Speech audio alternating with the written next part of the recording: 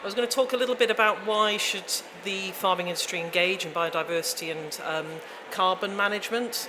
Hopefully all of you here have got a level of interest in either topic, or hopefully both topics, otherwise you wouldn't be here today. And I just wanted to help people think a little bit about the curiosity around the other features on the farm that sits alongside the production systems that you have on your farm, maybe contribute to that, or the production systems vice versa will help with both biodiversity and carbon. And when we talk about carbon, we're talking about emissions effectively. So I would imagine, how many people here have got livestock on their farm? Just hands up. Yeah, okay. And how many people, is anybody here farming not in Wales, as in over the border in England, just out of interest? Okay, so most people have got livestock, and most people are everybody's based in Wales, which is helpful for me in terms of what I prioritise today. So we're talking about that level of interest in biodiversity inside the farm gate, and also from the outside looking in, thinking about what is it that those who I could potentially earn an income or some financial support from outside, what is it that they're interested in on the farm. The carbon discussion is a big one for the agricultural industry and for anyone who's got livestock in particular. So helping you guys participate more in that conversation. I'm sure you're all signed up to the fact that agriculture has a role to play in terms of reducing emissions alongside other industries that operate globally, but agriculture is one of those, and helping you think a little bit more about where do the emissions come from, what is sequestering, how can you do it, how you store carbon. All of those are good things to have a conversation about.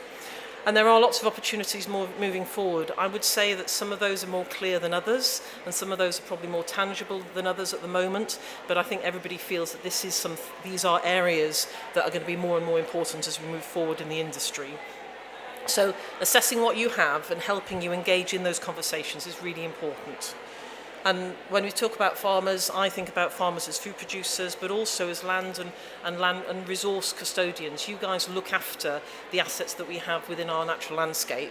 So the carbon conversation, the biodiversity conversation, sits alongside the food production conversation as well. They're very intertwined, really.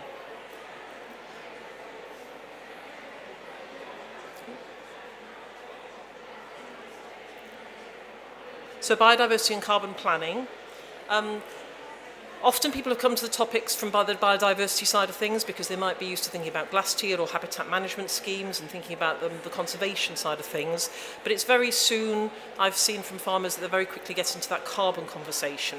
And if they start off with the carbon conversation, they very quickly get to what else does the habitat provide, not just in terms of thinking about managing emissions. So the two tend to be quite closely entwined, and we're increasingly as consultants wanting to try and make sure that we can have those conversations about both of those things together on the farm. Whereas traditionally up until now, biodiversity has been the big conversation around habitat management, but increasingly these two sit quite closely together. So ADAS can support you, and other consultants can, in assessing and action planning for biodiversity and carbon. And then there's funding available from a range of sources depending on where you sit, either from, in terms of geography, you're all based in Wales, so you could look to get some support for both topics from Farming Connect, both in terms of data collection to set a baseline to understand what is going on your farm now, and then also consultancy time to think about, well, what do I do next? Why have I collected this data? What do I want to do with this data? So you might have already been in an agri-environment scheme, so you're understanding about biodiversity, you're thinking about habitat management on your farm, and you want to make sure that you're able to access funding or continue to protect the landscape, the habitat that you have on your farm. As far as carbon emissions are concerned, you might want to look at the business with that filter. So you might have looked at it in terms of productivity or habitat management or succession planning. The carbon filter, if you look at your business through the emissions glasses, as I think about it, that gives you something else to talk about, and it helps you think about which areas you might want to work on. I'm very mindful that unless you're a big land manager or a finance company that's wanting to buy land, which is a whole other topic, very few people farm land for carbon. That's not something that really sits in the marketplace yet, but it may come within the next 10 to 20 years. But all of you are farming with carbon as part of that asset that you've got, and emissions. So it's worth having a conversation and getting in front of people with that. So as far as habitat and carbon is concerned, there's a diversification in ecotourism. Increasingly farmers might want to start to use both as features of their farm as something that they're reaching out to others outside to maybe bring onto their farm, or to make sure that they're able to participate in supply chain features. or maybe be in a situation where you're wanting to start to think about dabbling in carbon trading. The last one has question marks against it because it's a really immature market, I would say. There's a lot of white noise associated with it. So my role is to really try and help farmers, encourage farmers just to understand better what it is that carbon and emissions means, what is actually happening on the farm, and help them start to be a little bit more in control of the process for themselves. Because after all, it's your farm, things that you do that is in your control. A lot of the other stuff around carbon and emissions is way out of your control, and you can feel very small within that discussion. So biodiversity, in terms of baselines, it's really important to get a data set that tells you what is actually the features and the assets that you've got on your farm in terms of biodiversity. So we can undertake baseline surveys for farmland for both your current and your potential biodiversity interest, and you get a detailed map with key areas and species, and then thinking about the other habitats in the location to try and think about maybe developing corridor opportunities in terms of wildlife corridors and building that wider biodiversity feature that you may be able to be part of. And that's something that we can do for yourselves, either commercially or with support from Farming Connect. And then similarly with the carbon offer, we can work with farmers in one-to-one or in groups to help you understand carbon management principles. Carbon footprinting is a key principle associated with that. Well, once we get over the conversation, in terms of discussing like we are today around what is carbon, then you very quickly get to the stage of thinking, well, actually, I'd quite like to do a carbon audit. I'd like to understand my emissions on my own farm. Or it might be a case that you want to understand your emissions associated with a particular production system, whether that's beef or whether that's sheep or whether that's milk from gate through to your processor. So some people are interested in the whole farm approach and want to capture all features as one document that captures everything about all the aspects of your farm activities. Others are just interested specifically in one particular supply chain. And again, depending on which one you want is often determined a little bit by yourself, or it's determined by maybe the supply chain requirements or the market requirements.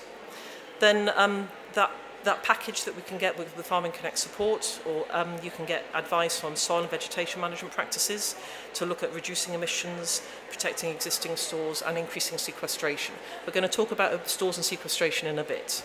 But essentially, all of that is helping agriculture at a micro and a macro level think about how they want to how it can contribute to emissions reductions and net zero, which of course are fairly big topics at the moment across the board. So this is a little pitch for ADAS. These services are available from others, but for us, in terms of, obviously we work with farmers, we've done that for many, many years, understanding farming systems, very close relationship in terms of delivery through Farming Connect. We understand on both sides of the board, stewardship, sustainable farming incentive, and then the glass tier and the habitat packages that you can get in Wales as well. And then looking at the impact of the business, of non-farming activity, so if there's any opportunities there which are non-farming based but are entirely associated with the farm but not to do with food production, we've got a good understanding of that. We've got specialist ecologists who can help with the biodiversity and the habitat side of things, and then an emerging understanding with an independent perspective of offsetting and net gain. We're also one of the few organisations that's got basis qualified carbon advisors in the country, so that's a key thing in terms of we've got accredited people who are able to help with the carbon, that have backed up by some of our greenhouse gas inventory specialists. And fundamentally, we're an independent organisation. We don't peddle anything particular. We're not interested in selling you any carbon trading opportunities or particular footprinting tools. We've hopefully got your interests at heart as a result. So the funding streams, in Wales, there's support through Farming Connect. In England, you can get funding through some of the DEFRA packages, but then also supply chains will often fund this area of activity if you're part of a dedicated supply chain. So if you are, then it's always worth asking your processor or a retailer whether there's something there on that side of things. They may have already approached you for that yourselves, but a lot of the carbon work in particular that we've done and biodiversity work in Wales has been supported and facilitated through the Farming Connect programme. So I was going to spend a bit of time talking about basic terminology, because this is some of the stuff that actually is really helpful just to help farmers engage in the conversation a little bit more and be clear about what the differences are in terms of the terminology. So greenhouse gas emissions, when we talk about carbon, it's actually referring to three different greenhouse gases. When we talk about GHGs, those three are carbon dioxide, methane and nitrous oxide. And when we're talking about carbon, these get bundled up together in terms of carbon, because that's where the carbon emissions associated from. And then I also wanted to spend a bit of time talking about the difference between carbon store and carbon sequestration. So they are exactly what they say, really, if you think about it. The carbon store is what's permanently stored in the soils and the stable vegetation on the farm. And sequestration is active removal of carbon from the atmosphere and permanently locking it up either above ground in vegetation or below ground in terms of soil organic carbon. And then people talk about the carbon balance. So the little graphic there shows how emissions, this is an example of a farm or a supply chain, emissions are higher than sequestration. So that's carbon positive they would talk about. So we think about positive as a good thing. In this sense, there is more carbon being, there is more emissions being produced than there is that being sequestered, actively sequestered. What we're looking for is where emissions and sequestration are balanced out as much as possible, whether that be on farm or whether you're looking at wider along the supply chain and looking at that balance between emissions and sequestration. And ultimately, the industry and others who are looking at the industry to help them with their own emissions would like there to be more sequestration than there are emissions, and that of course is where the landscape of carbon trading comes from. But at the moment there's a lot of farms, if you've got livestock on the farm, a lot of it is to do with helping you look at minimising the emissions from the livestock side of things, and often that's around productivity, and looking at any opportunities around sequestration just to help you with your, improve the emissions and carbon position of your farms. So I mentioned briefly about the three gases that make up the greenhouse gases: nitrous oxide, methane and carbon dioxide. And you may be familiar with the term GWP. So GWP stands for Global Warming Potential, GWP. And so all the global warming potential of nitrous oxide and methane are compared to carbon dioxide. So 1 unit of carbon dioxide is worth 265, nitrous oxide is worth 265 of those, methane is worth 28 of those. So when you have those conversations about where does my carbon come from, you can see why the conversation, particularly around livestock and enteric emissions, comes from, because the livestock is associated primarily with methane and to some degree nitrous oxide. So that's where that conversation is coming from. But I just thought that would be useful to get some context around what GWP is and how it fits with all of the different, the three different greenhouse gases. So when you talk about carbon footprints, they're typically reported as this CO2e, which is carbon dioxide, CO2e being CO2 equivalent, that's where that comes from. But it's often talked about, we talk about carbon, don't necessarily talk about CO2 equivalent. So this is just a little graphic to help you understand a little bit about where the greenhouse gas emissions come from, all three of them. So you can see here that you've got nitrous oxide primarily coming from grazing activities, from housing, and also from nitrogen applications on the farm. You've got methane coming from enteric emissions, as in from the animals living and breathing, and also to some degree from your manure management, and that also produces a little bit of nitrous oxide. And then CO2, which is what often you think about within a domestic context, but if you think about within agriculture, it's anything to do with heat and fuel, really. So you've got it from heat and power, so you might think that's near the poultry sign there, but anything to do with heating systems, also the use of fuels, and then the use of tractors and field maintenance. So that's where arable systems in particular would have higher CO2 emissions in terms of carbon dioxide, and then also poultry and pig units as well. So these embedded emissions are also important. That's one of the key areas that we try and help farmers, livestock farmers, reduce their embedded emissions, and that comes from the stuff that comes from off the farm, but it brings emissions with them. So that's around the feed and the fuel, feed, bedding and fertilisers. So those are the sorts of things that we might try and help farmers think about reducing. Maybe for cost reduction, you're doing that yourselves, but also then there's a carbon element associated with those coming onto the farm. And then I want to talk a little bit about carbon sequestration. So you've got below ground carbon sequestration in terms of what's happening in the soil. But you've also got carbon sequestration above ground in terms of actively growing hedges and trees on the farm. And then, of course, for most farmers in Wales, if you go on grass-based system, you've got an enormous amount of carbon storage as well in the trees and the soil. That's quite hard to quantify, but the general understanding is that that's sitting there under vegetation and is a significant carbon store. So here, this one helps you a little bit understand a little bit about where your emissions are coming from. So it just helps compare different systems. And you can see here, for instance, that your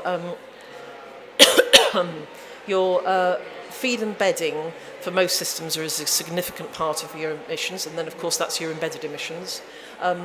And then your energy levels are much higher for things like indoor pigs or broilers. And then your enteric emissions are much bigger on where you've got your cattle, so your extensive suckler beef and your milk, and that's the animals that are producing those enteric emissions. And those systems also produce quite high levels of emissions as a proportion of the whole from manure management as well.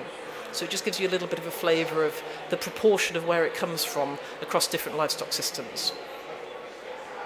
So you can't manage what you can't measure, so that's why emissions assessment is a really useful tool. It gives you a baseline, it helps you inform the process from something that you might have a gut feeling about but you're not sure about whether or not that's accurate. And you need emissions assessment, it's a mean to an end, it's not the end in itself, so it starts the conversation and then it gives you a baseline from which to work. So carbon footprinting, what are you measuring and why? These are sorts of questions that I would expect farmers to ask, and this is what I'm asking myself when we go out on farm. What is it that we're actually measuring and why are we doing it? What are the key sources of emissions on those farms? Is there a carbon balance there? Is it sequestering or is emissions more than what's being sequestered? And what do those carbon calculators actually do? Which is the right one to use within this particular example? What's their role? What do they do well? What are they weak, not so good at? And how do you use them? Some of them are designed for you to be able to use yourself, so you don't need anybody to help you at all. Others, you're going to get most out of them if you have somebody walking alongside you to do it. But they are all designed to be pretty farmer-friendly in terms of taking that forward, but just require a different level of attention to detail, really. And sometimes it's useful to have somebody to walk alongside that with you. So they're decision support tools. That's all they are. They are tools that some things they do well and some things they do less well. They identify the key sources of emissions. They give you that baseline. They give you often a scale and impact of opportunity to try and think about, well, where can I make the most difference if I wanted to change my farming system to reduce emissions? And they can provide the baseline for you to start to have an action plan and a model to work forwards. And then you can also do some scenario planning with them, so you can think about, well, if I do that, how will that impact on emissions? So before you make any changes, you can do a play with a carbon tool, footprinting tool, and also maybe after you've made some changes, you could re-footprint and see whether or not that's made any difference as far as carbon is concerned. So you tend to look at all embedded emissions from purchased feed, fertilisers and consumables, emissions from nitrogen fertiliser, livestock manures, then the enteric emissions from the animals themselves, any energy production associated with the system, and then any purchased livestock, the embedded emissions associated with animals that you bring onto the farm. And the key focus areas that you end up looking at, and they provide emission figures associated with all of these, and then that gives you the framework for thinking about where could I make some changes if I'm thinking about emission reduction, is fertiliser, fuel, as it says, purchase feed, manure management, and then your livestock productivity, so enteric fermentation. The critical thing about all of the carbon footprinting tools that are specific for agriculture is they're looking at kilograms of carbon emissions per kilograms of output. So as far as your enteric fermentation is concerned, that's often to do with the number of animals that you've got on the farm and how productive they are. So we often come back to how productive are the breeding stock on the farm, and are you in a position where you can improve that productivity, because you can reduce emissions, but you could also increase kilograms of output, and that by association will reduce your emissions in terms of your overall figures. So you can see where we're leading there, that often there's a lot to go out for livestock systems around productivity improvement and cost savings. And then those things, which hopefully are things that are of interest to you as far as profitability is concerned, actually will help you in terms of reducing your emissions as well. So choosing a carbon calculator, this is where there's a lot of noise, and I don't see that changing anytime soon. It's a very busy marketplace. I suppose ADAS brings a level of independence associated with that. We've used most of the tools across farming businesses in Wales. Some of them are more appropriate for some systems. It depends what people are wanting. So you'll be familiar probably with seeing Farm Carbon Calculator, but also AgriCalc and Cool Farm Tool. They're the three logos. And selecting the right tools helps you make those better decisions. So we need to think about what is it you want to actually assess. So you can do a whole farm assessment, or you can look at individual product assessment. And then there tends to be a trade-off regarding ease of use versus accuracy of the data sets. So again, that to some degree makes you think about, well, I want to do it myself and I just want to do a sort of a general look-see and just on my own, and then you go for something that's probably easier for you to use yourselves. Or if you want to do much more detailed accuracy, then you're starting to think about whether or not you'd like some sort of consultancy to come and help you with that, whether it's supported through government funding or whether you do that yourselves off your own back. So this is a little bit of a traffic light. So the things that tools measure well are the ones in the grey. So changes in productivity, capturing embedded emissions and fuel usage. They're okay generally at manure management, information, fertiliser application and embedded emissions from purchased feed. What they're less good at, but this is the area that they're constantly working on to try and improve, because there's an acknowledgement with the industry that these tools need adapting all the time. And actually the three I've shown you, they've all had a recent upgrade to try and be better at all three of these areas. So looking at really detailed mitigation activities. So for instance, if you're thinking about the differences between different types of systems managing manure in different ways, those embedded emissions from purchased livestock, that's still a tricky one for some of them to actually look at. And then carbon sequestration is still a little bit of a dark art, really. It's easier to talk about carbon sequestration above ground. That's much more, there's a stronger data sets associated with that. Carbon sequestration below ground is still an emerging area. So as far as advice to farmers are concerned, we tend to focus more on emissions reduction, help them understand a little bit about carbon storage and sequestration, but say let's focus on the stuff that we know much more about, which is emissions reduction, really. So that one there. So just in terms of Farming Connect support, I just wanted to remind you that we're able to focus on funding, not to 100%, but significantly, time with an advisor, either within a group context or within on a one-to-one level, and that's for biodiversity work or carbon. And then as far as the carbon is concerned, you can have this footprinting or a baseline assessment, and we can also do that for your biodiversity, to do your biodiversity baseline. So, and then it can take forward, so it's all very well having that data set, but actually what you want to think about is what you can do on the farm, what you could actually do to change it or protect certain areas, continue to do certain practices, or look at the changing in practices and tweaking those. So action planning for biodiversity or for your carbon side of things can be covered off, and we can give you types of that sort of advice. And then in terms of taking that forward on a one-to-one basis or whether with a small group, then Farming Connect development officers can help you with that. Diolch yn fawr iawn. That was a whistle-stop tour. If there's anything else you want to cover off, then we'll absolutely go through that as best we can. Diolch yn fawr.